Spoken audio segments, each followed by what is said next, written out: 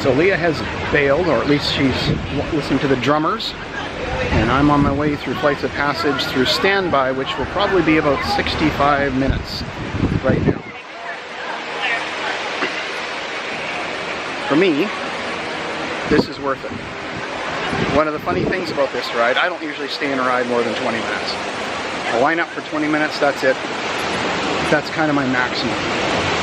But with Flights of Passage, I just love the queue so much that I am happy to go on it, happy to wait an hour to get on this ride because I enjoy the experience of being in the queue that much.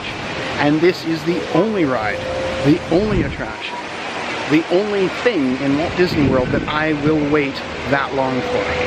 It's Flights of Passage only because I enjoy the waiting that much. Most of the time, I really don't like queues. I really don't like standing in line. I don't like any of that. So anyways, we're gonna go 63 minutes, 65 minutes, something like that. We'll see how long it is.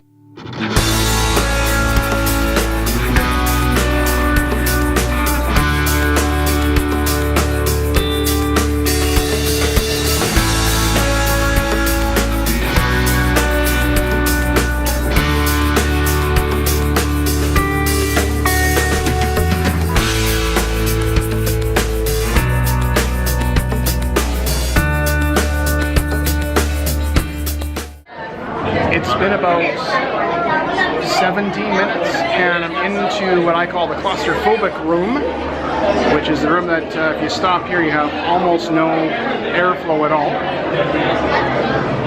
I'm trying to get close to the camera so you can hear me because I know it's really noisy in here, so hopefully I'm not doing a little bit of the eyeball thing. But this is what I call the claustrophobic room.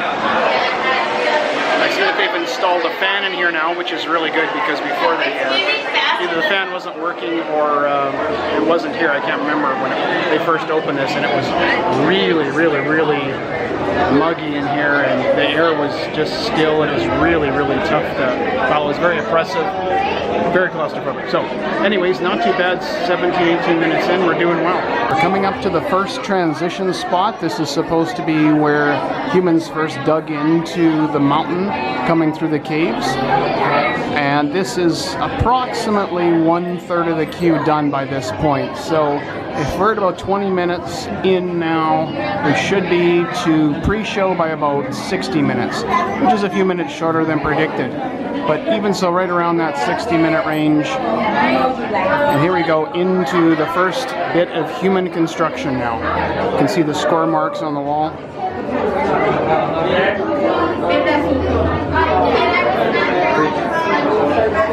And then beyond there in the light is the first human structure.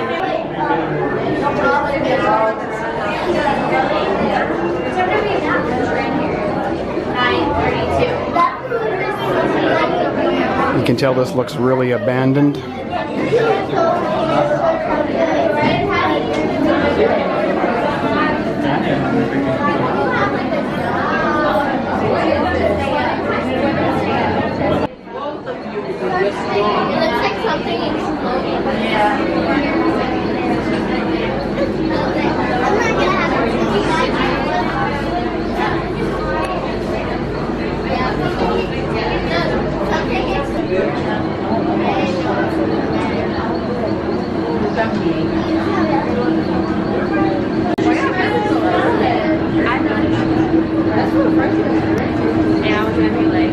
You can see the reinforcing supports here they've added to the cavern to make sure that it holds up.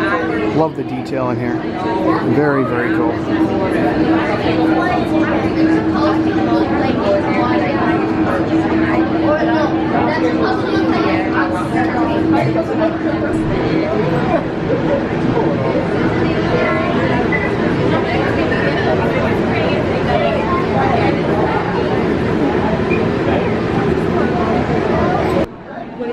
So right here it looks as if there's been some sort of a tree that has grown in here, starting to take over the old complex. There's sounds of animals.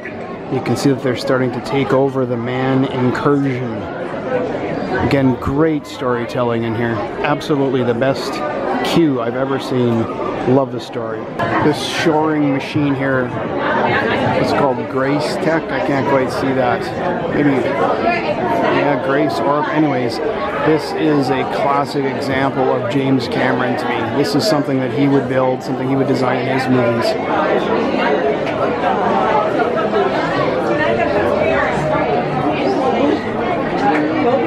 We're just coming out of the shoring room now, going into the ramp room just before the laboratory. And it is 5 after, so we've been in line about 35 minutes. I'm going to guess we've got about 20 minutes left, 15 to 20 minutes left before we enter the pre-show.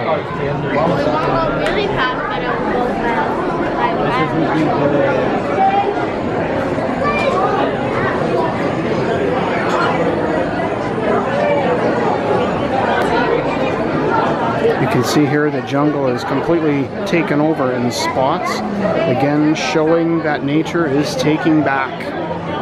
And you can see all up here, it's growing into the ceiling, coming down.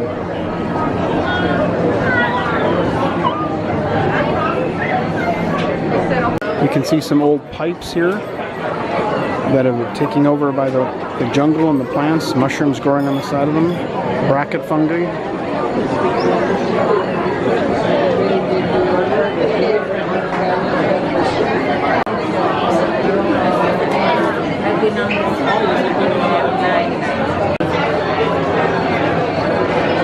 And here we are, just one switchback away from the lab, and it is about 12 after.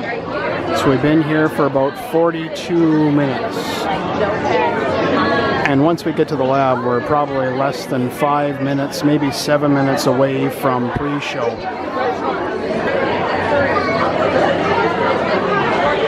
You can see this tree here has just grown in completely. It started to take over, taking out one of the walkways up there, some metal grating up there.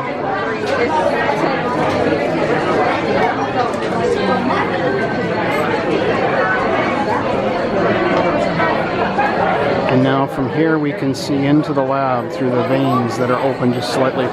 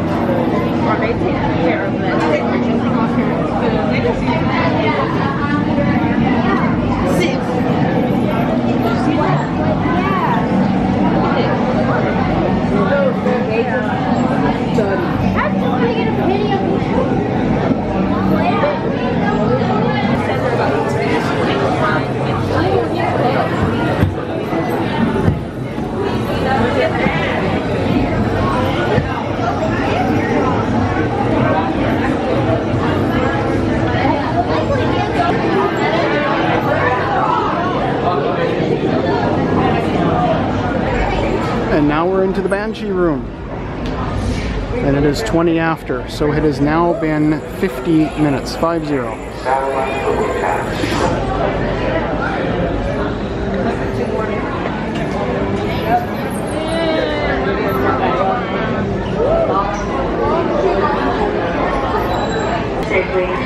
So we're probably about 3 minutes away from the lineup to the pre-show, so we're still going to be pretty close to that 60 minutes. One of the advantages of being a single rider is once you get to this spot, they send you to the front of a line so that you can be selected in to fill in wherever they need someone. Unfortunately, the downside is I'll probably at the end of the road. so I won't be in the middle of the screen, which kind of sucks because I'd like to be in the middle once. Just once.